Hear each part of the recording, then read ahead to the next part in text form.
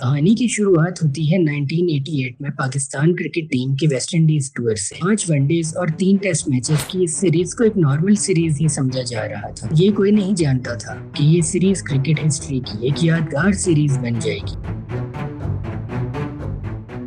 एक तरफ थे विव रिचर्ड्स और वेस्ट इंडीज की टीम जिसने पिछले 15 साल में कोई टेस्ट सीरीज नहीं हारी थी। दूसरी तरफ थे इमरान खान जो रिटायरमेंट वापस लेने के बाद पाकिस्तानी टीम की कप्तानी कर रहे थे। पाकिस्तानी टीम से कोई खास उम्मीदें तो नहीं थी क्योंकि इस दौर में वेस्ट इंडीज की टीम से जीतना कोई आसान बात नहीं थी। इंजरी की वजह से विव रिचर्ड्स पहला टेस्ट मैच नहीं खेल रहे थे। कप्तानी गॉर्डन ग्रीनिच कर रहे थे। इस मैच में जावेद मियांदाद की सेंचुरी और इमरान खान की 11 विकेटों ने पाकिस्तान को ये मैच जितवा दिया। वेस्ट इंडियन टीम 10 साल बाद होम ग्राउंड में मैच हारी थी। एक नॉर्मल वन साइडेड नजर आने वाली सीरीज अब एक जंग में तब्दील होने जा रही थी। पहले मैच में अपनी टीम की हार देखकर विव रिचर्ड्स ने इंजरी के बावजूद दूसरा मैच खेलने का फैसला किया। इस मैच की सेकंड इनिंग्स में विव रिचर्ड्स सेंचुरी बनाते हैं, जावेद मियांदाद भी सेंचुरी स्कोर करते हैं और इमरान खान इस मैच में 9 विकेट्स लेते हैं। दोनों टीमों में बहुत टफ फाइट चलती है। कभी पाकिस्तान को अपर हैंड मिलता है तो कभी वेस्ट इंडियन टीम मैच पर अपनी ग्रिप बना लेती है। मैच में खेल के साथ साथ दोनों टीमों के प्लेयर्स का टेम्परेचर भी बहुत हाई हो चुका था। खासकर जावेद मियांदाद, अब्दुल कादिर और वसीम अकरम तो जैसे कोई जंग लड़ रहे थे। एक मौके पर एलबीडब्ल्यू की अपील पर पाकिस्तानी प्लेयर्स और विव रिचर्ड्स में मामला शदीद गर्म हो गया। बात इतनी बढ़ी कि विव रिचर्ड्स बैट के इशारे से पाकिस्तानी प्लेयर्स को थ्रेट करते नजर आए। ऐसे में इमरान खान को एम्पायर को शिकायत करना पड़ी। आखिरकार इंतहाई टेंस सिचुएशन में होने वाला ये मैच ड्रॉ हो गया। मगर इस मैच के बाद तो जैसे दोनों टीमें एक दूसरे के इस तरह आमने सामने आ चुकी थी जैसे खेल नहीं बल्कि दो मुल्कों के दरमियान जंग हो। सीरीज का आखिरी और तीसरा टेस्ट मैच शुरू होता है। बारबाडोस का ग्राउंड था।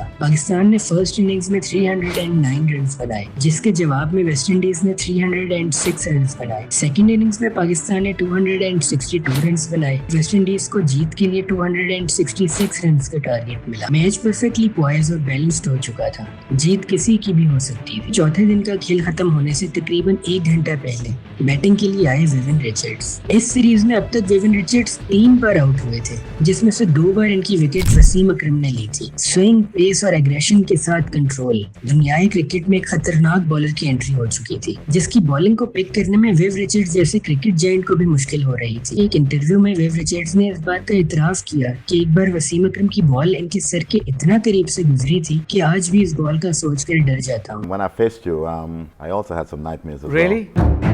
गूगल पर सर्च करें विविन रिचर्ड्स तो विकिपीडिया में लिखा नजर आएगा, the most destructive batsman the sport has ever seen. 17 years के कैरियर में कभी हेलमेट नहीं पहना। दहशत और स्वैग ऐसा था कि जब ग्राउंड में आता तो क्रिकेटर कम और गैंगस्टर ज्यादा लगता था। इस दौर के मशहूर और खतरनाक बॉलर्स का मानना था कि विव रिचर्ड्स को गलती से भी स्लेज मत करना। You know, the arrogant swagger out to the crease and then the demolition derby just beginning from that point on. When he walked through the gate, coming out on the field, he had an aura and a presence and a swagger. The most dangerous batsman that I saw. Viv Richards को pitch पर आता देखकर इमरान खान ने ball Wasim अकरम को थमा दी। वसीम अकरम ने पहला ball ही bouncer किया। ये इतना तेज था कि इससे बचते हुए विव रिचर्ड्स की कैप जमीन पर गिर गई। ये कोई मामूली वाकया नहीं था। ये इस शख्स की कैप थी जिसको क्रिकेट की दुनिया का खतरनाक तरीन बैट्समैन समझा जाता था। बात यही नहीं रुकी। वसीम अकरम ने फिर वो किया जो बड़े बड़े नामवर बॉलर करने से डरते थे। वसीम अकरम विव रिचर्ड्स के करीब जाते हैं और कहते हैं, go home old man, go back to pavilion. Wasim Akram ने विव रिचर्ड्स को परेशान कर दिया। तंग आकर विव रिचर्ड्स ने वसीम अकरम को जवाब दिया, I will see you outside. 21 साल के वसीम अकरम ने कुछ देर बाद फिर यही कुछ किया। एक खतरनाक बाउंसर, कैप फिर गिरी और फिर दोबारा स्लेजिंग। विव रिचर्ड्स ने चिंगम चबाते हुए वसीम अकरम को कहा, don't do this man, I will kill you. मैंने उसको बाउंसर किया, उसकी टोपी गिरी। मैंने पास जाके उसे 1-2 गालियां निकाली जो इंग्लिश में मैं तब तक सीख चुका था। तो उसने मुझे कहा, don't do this man, I will kill you. Wasim Akram ये सुनते ही मैदान पर खड़े कप्तान इमरान खान के पास गए और कहा, ये मुझे मार डालेगा। इमरान खान ने वसीम अकरम को जवाब दिया, तुम परेशान मत हो, मैं तुम्हारे साथ हूँ, keep on doing this. Imran Khan की बात सुनकर वसीम अकरम तो मजीद जोश में आ गए। फिर क्या था, हर दूसरी बॉल बाउंसर और फिर स्लेजिंग। खैर इस दिन का खेल खत्म हुआ। दोनों टीमें अपने अपने ड्रेसिंग रूम में चली गईं।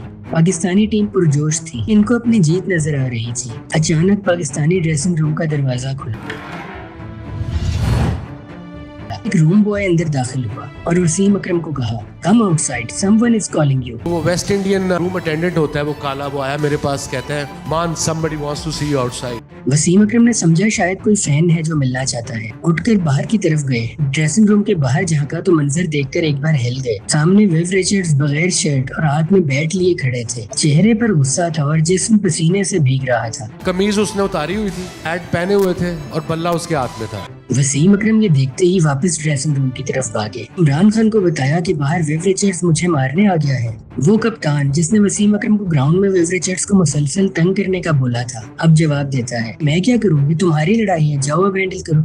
इमरान खान का जवाब सुनते ही वसीम अकरम ने कहा, कप्तान मेरी बॉडी देखो, अपनी बॉडी देखो और उसकी बॉडी देखो, मैं इससे कैसे लड़ूं, आप मेरे साथ चलो। इमरान खान ने कुछ जवाब न दिया और उठकर शावर लेने चले गए। वसीम अकरम तो जैसे मुंह तकते रह गए, फिर डरते डरते बाहर गए और विव रिचर्ड्स के कुछ कहने से पहले ही इसके पांव पकड़ लिए। वेंट आउटसाइड में सीधे उसके पांव पड़ के जाके मैं I am sorry Viv, this will never happen again.